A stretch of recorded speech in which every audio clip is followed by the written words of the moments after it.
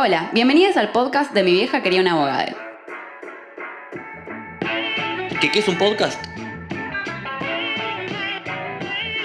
No sé, escuché el de Barsi para saber eso. Acá nosotros vamos a hablar de y a través de la sociología sobre las cosas que nos pasan en nuestras vidas. Entre nosotros y con entrevistadas nos haremos preguntas que nos permitan comprender y explicar aquello que nos sucede cotidianamente. Esto es Mi vieja quería una abogada. Un podcast de sociología.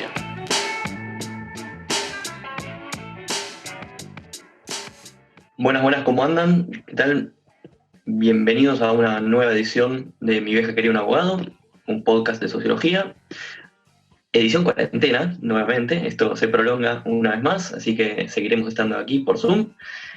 Tengo frente a mí Federico Rubinstein junto a Juan Martín Carabeta, alias El Rasta. El mismo. ¿Cómo andás, Rasta? ¿Qué tal? ¿Todo bien vos, Russo? Muy bien. Hace mucho que no compartíamos espacio radial y televisivo, así que es un honor y un gusto reencontrarnos. Y también Gracias, sí. en la producción y edición de todo este programa que nos va a acompañar a Tomás Alberto Jorge Gulias.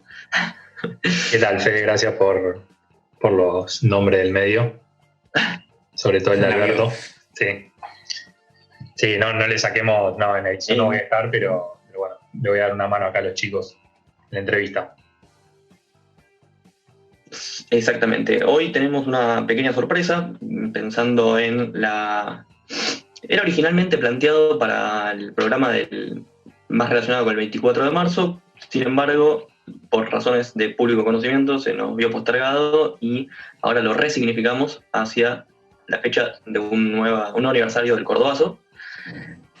Así que la sorpresa consta de una entrevista con Eduardo Anguita, licenciado en Comunicación Social, periodista de reconocida trayectoria, medios gráficos, televisivos, radiales, docente y militante del PRT-ERP durante la década del 60, década del 70, que nos va a acompañar para contarnos su experiencia como militante, su experiencia durante la dictadura, su experiencia en la postdictadura y sus percepciones y reflexiones sobre el rol de la militancia. La idea es que forme parte de un programa. Perdón, eso lo cambio porque en realidad cuando salga esto ya va a estar en el programa. Claro. Así que no, olvidar. Pero nada, yo creo que con eso ya está medio vendido. Ahí está Eduardo Anguita. ¿Ya, Federico? Buenas, Eduardo, ¿cómo andás? Muy bien. Buenas, ¿qué tal, Eduardo? Muy bien. ¿Cómo estás, Juan? Te presento Juan a Martín Carabeta. También humildemente se le puede decir Rasta, para más cariñoso. ¿Rasta? Y otra época, no hace tanto, pero sí, ya está, le apodo quedó. Había que profesionalizarse. Bueno, estábamos acá aprovechando para presentar la entrevista. ¿Me escuchan bien, Federico? ¿Me escuchas ¿Cómo? bien? Sí, se escucha perfecto. Bueno. Perfecto. Cualquier cosa, si llega a haber algún problema de la conexión o si se corta el video, volvemos a mandar por WhatsApp y nos contactamos de vuelta. No hay ningún inconveniente. Estaba contándole al Rasta y en realidad a los oyentes, presentando un poco la entrevista y por qué teníamos intenciones de entrevistarte. Este programa originalmente estaba planteado como para recordar y en el marco del aniversario del 24 de marzo, pero por razones de la cuarentena y de las disposiciones del gobierno, justo en ese momento se vio todo postergado y ahora lo resignificamos y lo englobamos o lo enmarcamos dentro de un aniversario del Cordobazo. En ese sentido, ahí decidimos armar un programa vinculado a la militancia, al rol, a la importancia de la militancia y conocer un poco de tu trayectoria, de la experiencia, de tus percepciones en general sobre militancia de aquel momento, de la actual, clave comparativa. Un poco estábamos pensando cómo presentarte, si eso como punto de partida, si como docente, si como periodista, si como militante, si como... ¿Cómo te definirías a vos mismo hoy en día? Bueno, en general uno es lo que hace, ¿no? Después hay una trayectoria que te muestra que en algún momento tuviste ciertas destrezas, ciertas capacidades y que, bueno, de eso te puede quedar registro. Por eso definirse a partir de una profesión es un poco limitado, pero todavía ejerzo el periodismo. Así es. Y vamos al caso, todavía ejerzo el periodismo. Durante muchos años lo hice con esfuerzos propios, no siempre en empresas que me tuvieron en planta, lo cual me dio, bueno, la necesidad de encontrar un espacio. Al principio yo empecé, cuando salí de la cárcel, empecé estudiando comunicación mientras trabajaba de otra cosa, y había ejercido un poquitito el periodismo, unos meses, y nada, después estuve trabajando en el campo. Y empecé a estudiar el ciclo básico cuando se abrió la carrera de comunicación, y bueno, trabajé la verdad que en muchos lugares muy distintos, con Ariel Rudinstein nos conocimos en Telam, y después tuve la suerte de poder trabajar con él en otros lugares. Así que mi papá te habrá contado un poco al respecto. Y respecto de la militancia, esto del periodismo, bueno, tuve la suerte de escribir libros, de hacer documentales, de hacer radio. Eso es lo que más sigo haciendo. ¿Y qué más? Sí, di clases, di bastante. Sí, decime. No, te iba a preguntar, ahora la cuarentena o el aislamiento social preventivo y obligatorio, ¿dónde o cómo te encuentras? Mirá, tengo en Radio Nacional un contrato que me permite hacer un programa los domingos a la mañana, lo hago desde mi casa, Uh-huh.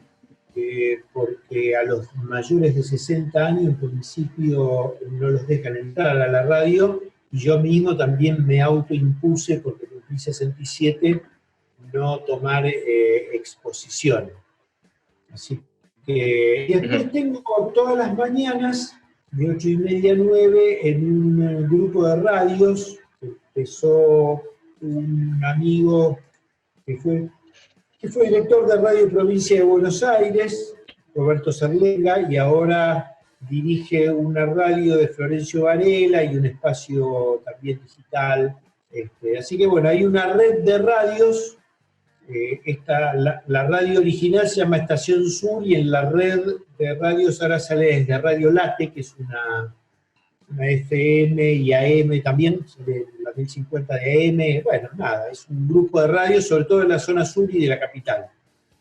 Así que tengo eso de trabajo de radio, y en Infobae los últimos años escribí notas de historia en conjunto con Daniel Cecchini, con quien trabajé muchos años en Miradas al Sur. Uh-huh. Bueno, nada, o sea que el periodismo me agarra así, y la verdad que no estoy con ganas de hacer muchas otras cosas. Muy bien. Es bastante ya. Sí, pero tendría tiempo si fuera de esas épocas furiosas de trabajo, tendría tiempo para eso. Bueno, y efectivamente pasé un tiempo por la docencia, y lo que vos decías de la militancia, que sí me parece algo que uno tiene que tener una autopercepción respecto de la militancia, ¿no? En qué lugar se ubica.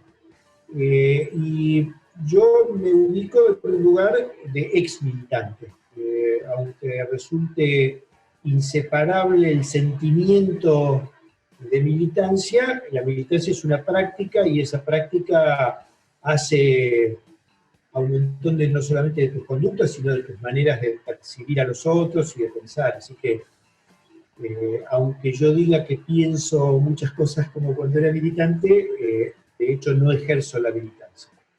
Colaboro, participo, hago cosas, ahora en cuarentena menos, pero quiero decir, aún en espacios virtuales estoy cercano a mucha gente. Acá se ve en el fondo una foto mía de la Garganta Poderosa, tengo una relación muy estrecha con ellos, por diversos motivos, así que me siento identificado sobre todo por la práctica que tienen, y porque creo que hoy las ideologías son un campo de disputa, pero que no tienen que ver solo con las ideas, sino que sobre todo tienen que ver con las prácticas para tratar de ver si estas sociedades pueden encontrar caminos distintos.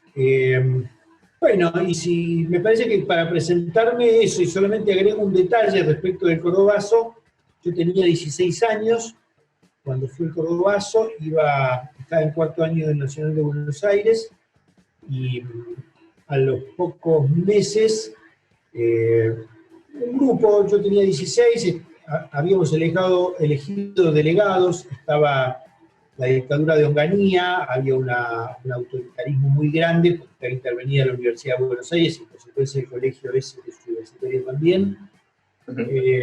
Bueno, como había una serie de muchachos y chicas que éramos revoltosos, algunos después encontraron la manera de sacarnos del medio, así que terminé el último año en el Nacional de Vicente López y ya en una militancia más activa.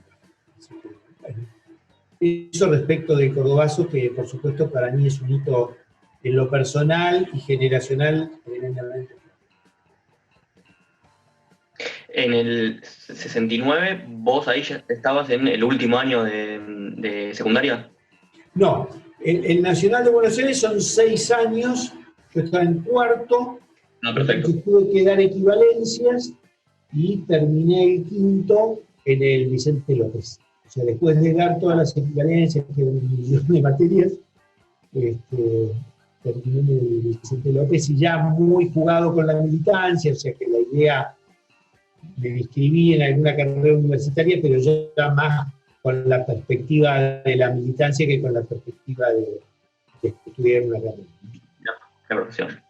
Bueno, nosotros nos sentíamos, yo por lo menos, identificado con lo de la profesión, pensando en el podcast, que se llama Mi vieja quería un abogado, digamos, nos identificamos desde el punto de vista de la sociología, así que en algún punto estamos haciéndonos cargo con la profesión.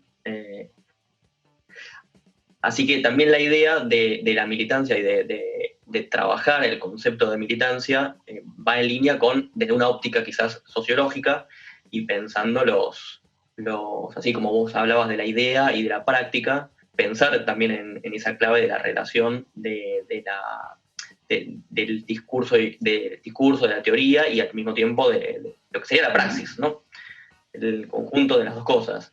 Te quería preguntar si vos bajo qué condiciones o con qué motivaciones te incorporás a la militancia, o te incorporás a la militancia en una organización. Sí, en realidad yo tuve muy poca participación en agrupaciones que no fueran directamente de la organización a la que me integré, que era el PRT. Vos imagínense, Rasta Fede, que yo tenía 12 años cuando entré al primer año de Buenos Aires, con todo el aura en ese colegio, y en el mes de junio se da el golpe de Onganía. O sea, yo recién había cumplido 13, no era un chico que viniera de una familia politizada, mi hermano, 3 años mayor, era un brillante alumno de Buenos Aires, y bueno, se da el golpe de Onganía, entonces hay una gran convulsión, y exactamente un mes después del golpe, el golpe es 28-29 de junio del 66, el 28-29 de julio se produce la intervención a la universidad y lo que se conoce como la Noche de los Pastores Blancos. Tuvieron cerrado el colegio durante un mes y medio, y yo lo que recuerdo es lo que puede pasarle a cualquier chico de 13 años, que por un lado es la causa de decir no voy al colegio, y por otro lado, que al volver ya había una serie de protocolos por los cuales teníamos que ir con el pelo corto, las chicas con pollera gris tableada y medias 3/4 azules, los chicos teníamos que ir con pantalón gris y saco azul y pelo corto, que se viera el cuello de atrás, bueno, qué sé yo. Cosas, para lo que era ese colegio, era un sometimiento. Y lo que, fíjense, qué impresionante. Dos de mis mejores amigos del colegio, uno Francisco Provenzano, que vivió en La Tablada, de contra íntimos amigos, su padre había sido funcionario de ILIA y además vicerrector de Buenos Aires. Y bueno, por supuesto, desalojado el gobierno de ILIA, el padre de Francisco, que era radical, era una herejía, pero a su vez era muy anticomunista, o sea, muy antizurdo. Y mi otro gran amigo, Alejandro Mantero, con quien sigo compartiendo muchas cosas, el padre de Alejandro era profesor de inglés, un tipo liberal, de familia antiperonista, pero obviamente muy identificado con el proceso de la Universidad Autónoma. Era vicerrector de La Tarde, también lo echaron. Bueno, en concreto, a Alejandro Mantero, al hijo de Felipe Mantero, que era el vicerrector de La Tarde, y a mí nos echaron juntos. Entonces, por eso les digo, mis mejores amigos, yo en ese momento no lo tenía en cuenta, pero ellos tenían una motivación personal muy íntima. Sus propios padres habían sido desalojados. En mi caso, la verdad, no tengo una explicación íntima, porque deambulo más por explicaciones subjetivas, en el sentido de que, fíjense la coincidencia, Francisco y yo jugábamos en el club de rugby del colegio, Alejandro jugaba al rugby en Gimnasia y Esgrima de Buenos Aires, y el rugby siempre era un deporte de fricción, siempre lo fue, y digamos, lo que sentíamos era que aunque éramos chicos, el rigor físico no nos tenía que importar. Por supuesto que el rugby de los 16 años no era ni lucha libre, ni la jaula, que ahora es así. No, pero era un deporte áspero y mentalmente te preparaba. Y efectivamente, les cuento que un par de años después del Cordobazo, en el año 71, Francisco y yo tuvimos una pelea con la Guardia de Infantería, que era increíble para la edad que teníamos, ¿no? Yo tenía, creo que 17 para 18, o 18 recién cumplidos, y Francisco un año más que yo, y tuvimos una cosa, una bataola donde no se puede, o sea, prefiero ni contarlo porque es una cosa más de película, pero nosotros ya estábamos cansados de los 13 años que nos tiraban gases lacrimógenos, ¿no? Entonces agarrar piedras, cagarnos a trompadas, que nos pegaran con palos y devolver patadas. Y además, bueno, como éramos deportistas, después por suerte pudimos salir corriendo.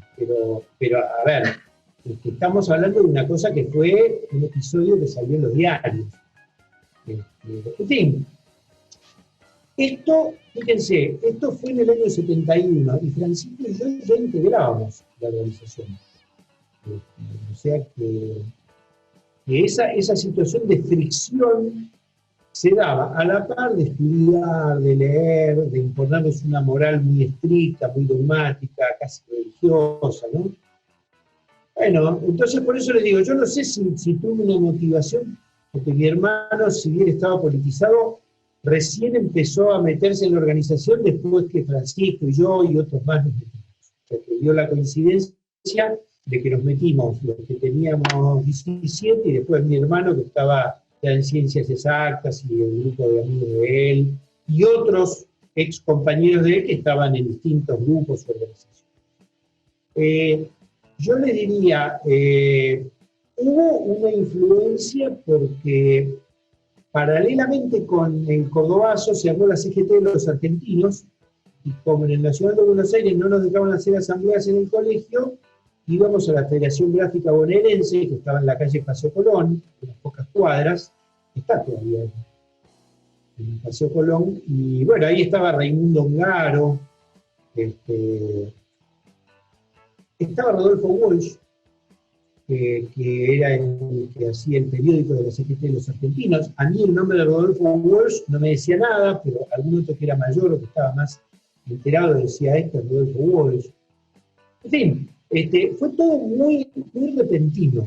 Y por eso digo, no tuve un curso de, ¿cómo les podría decir? De lo que les pasó a muchos que pasaron de la militancia de la gremial, la militancia gremial, a lo que eran las tareas de lucha directa, ¿no? Entonces, bueno, qué sé yo, fue una cosa mezclada. Todavía seguramente me cuesta describirla y por eso en La Voluntad, cuando Caparrós y yo, fíjense una vuelta de tuerca, cuando yo tenía 17, otro compañero mío del club y yo entrenábamos a chicos de 13 años entre los que estaba Caparrós. Porque yo fui entrenador de Caparrós. Y bueno, cuando decidimos escribir La Voluntad, dijimos, bueno, eso era toda una cosa muy mezclada, así que hagamos algo que reflejara lo que nosotros percibíamos, por lo menos nuestro punto de vista.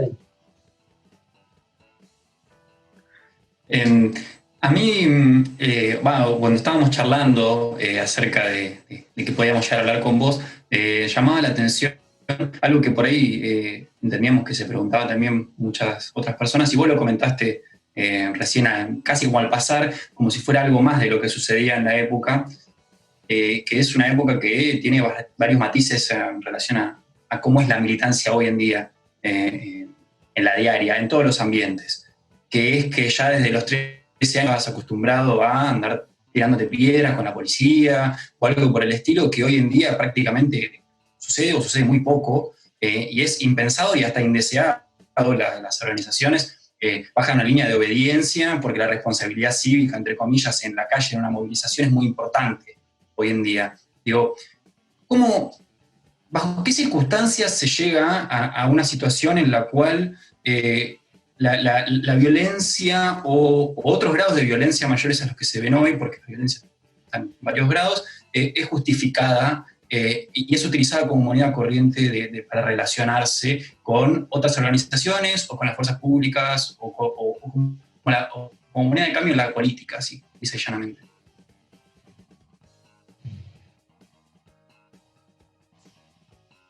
Bueno, en ese momento pasaban varias cosas que estaban por la ventana, ¿no? Así como hoy hay los virus que entran sin que te des cuenta. En ese entonces, cuando yo iba al primer año, la tapa de los diarios era sobre la guerra de Vietnam. Y en general con los cables de las agencias de Estados Unidos. United Press, Associated Press, esas eran las agencias que además mandaban no solamente los cables, sino mandaban las fotos. Y entonces condicionaban mucho. Yo me acuerdo que cuando estaba en segundo año, estudiaba con un amigo que ahora es bioquímico, que vivía en ese entonces en la avenida Lacarra, en los barrios que hizo el peronismo, y él me decía, boludo, lo de Vietnam es igual pero al revés. Los yanquis son los malos, no son los buenos. Y me acuerdo que a mí, que estaba más o menos siguiendo la guerra de Vietnam, sin tomar partido, pero siguiéndola más como si fuera una película de Hollywood, me empecé a interesar. Y fíjense que eso fue en el año 67. Y entonces cuando empecé a leer en los diarios que estaba el Che en Bolivia, me sucedió una cosa que la digo, y yo mismo la puedo creer, porque yo iba a la juventud estudiantil católica, donde estaba el cura Mujica. Yo conocía al cura Mujica, pero no, yo lo veía más desde la perspectiva catequista y de la iglesia de los pobres, pero no veía una politización en eso. Y entonces cuando empecé a ver que había un argentino que estaba liderando una guerrilla en Bolivia, que había hablado de 2, 3 muchos Vietnam, yo me acuerdo tal cual, porque en mi casa se compraba el diario La Prensa, y una mañana, cuando yo iba al colegio, pasaba el diario por debajo de la puerta, supongo que sería la mañana del 10 de octubre, al Che lo capturaron el 8 y lo mataron el 9. Y la verdad que yo lo que me acuerdo es que yo me dije a mí mismo, yo tengo que hacer lo que este tipo me pide hacer. 14 años. Pero tengo la imagen del felpudo en mi casa, del diario de la prensa entrando por abajo, de una cara de un pibe que estaba más pendiente del rugby y de clases de latín. Y dije, no, si este tipo no pudo seguir, yo tengo que ponerle la boca. Ahora, que esto yo lo tengo grabado. No sé qué pensé al día siguiente, no sé si eso quedó anestesiado por un tiempo, pero lo cierto es que después, cuando en el colegio citaban a asambleas o estaban los grupos de fachos y todas esas cosas, ya cuando tenía 15/16, ya me sentí entre los que podía recibir edad.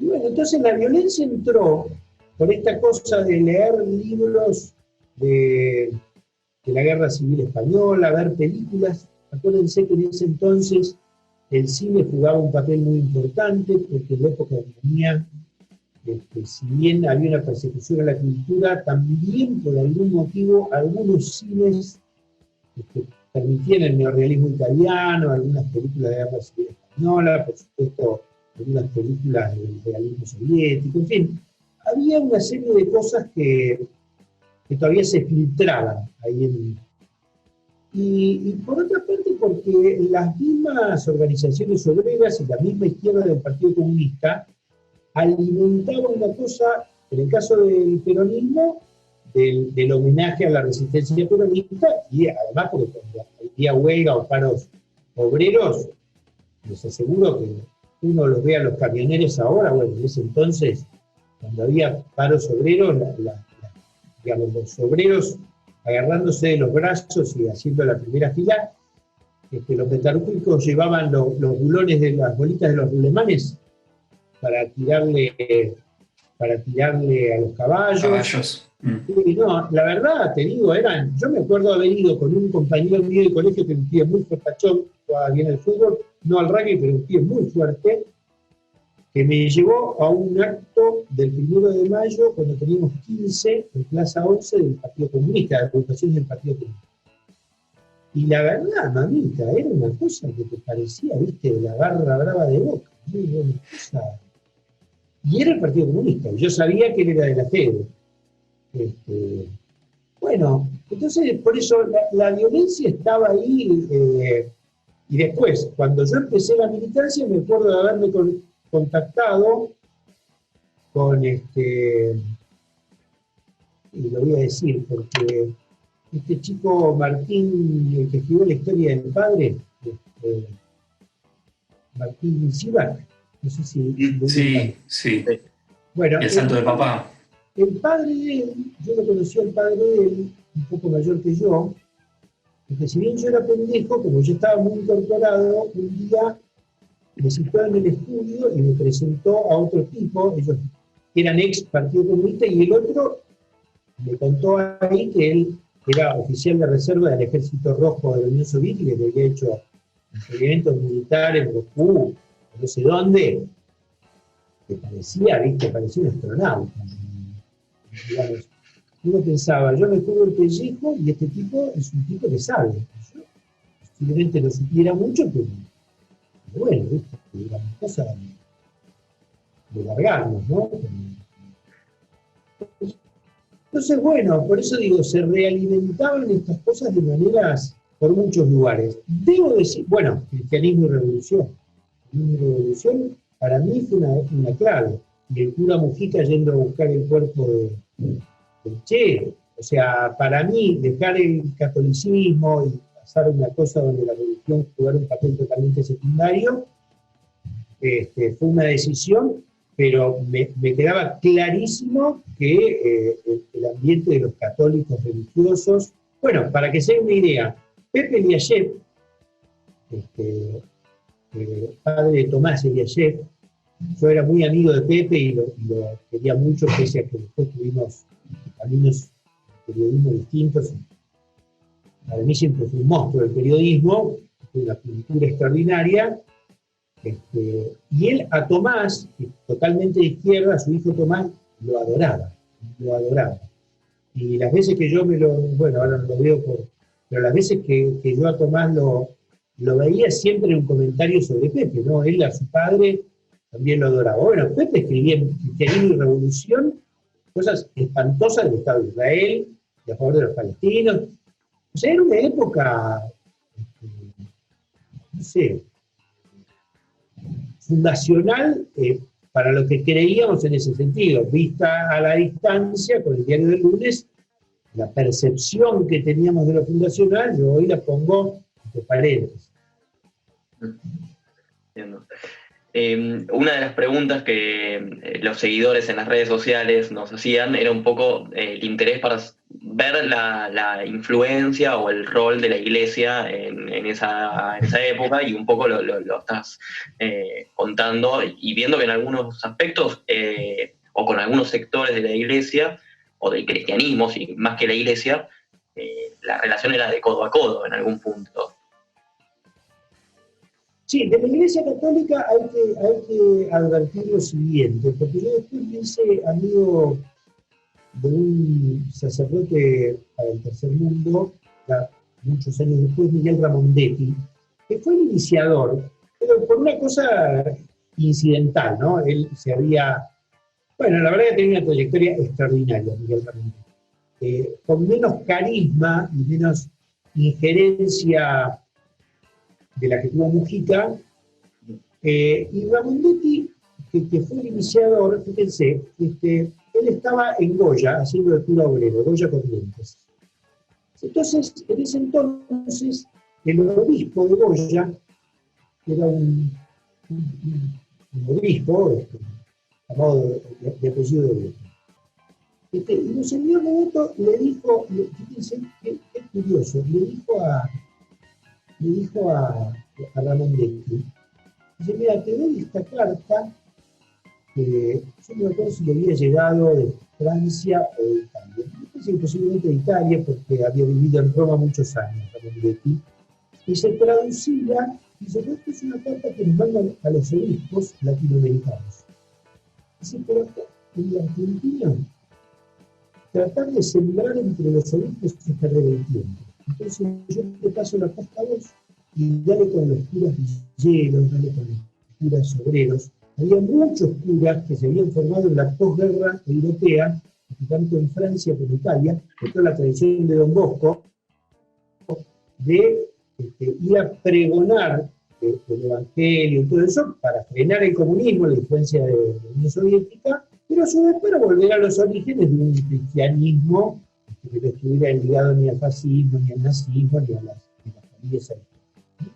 Entonces había montones de argentinos que lo hacían desde esa perspectiva, desde la perspectiva de ser curas que se arreglaban desde abajo. Bueno, Ramondetti diseminó esa carta, por supuesto, con Isabelli, con Mujica y con muchísimos otros, se armó el movimiento de sacerdotes para el Tercer Mundo. Pero lo que hay que advertir es que esto fue por default, fue por la carencia, fue por el abandono de los obispos.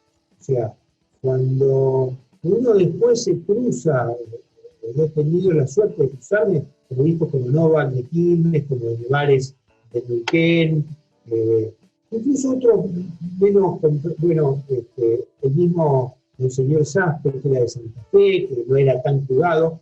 Entonces había un grupo de obispos y después hubo, por lo menos, dos obispos que fueron brutalmente asesinados. Uno, que fue el territorio de San Gelegui, y otro que ahora se está reabriendo un poco la causa judicial, que es Ponce de León,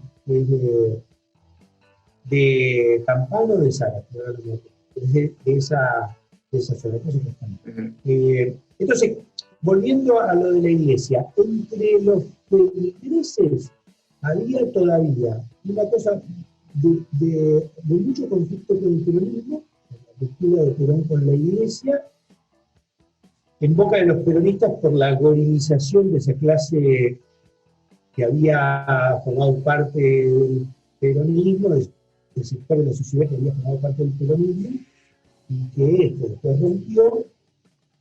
Y bueno, desde el punto de vista de cualquier historiador peronista, producto de la torpeza de Perón de haber acelerado una ruptura desde arriba, no ver que ese fenómeno social se procesara, ¿no? Estoy hablando de los últimos años del 54 y el 55, ¿no?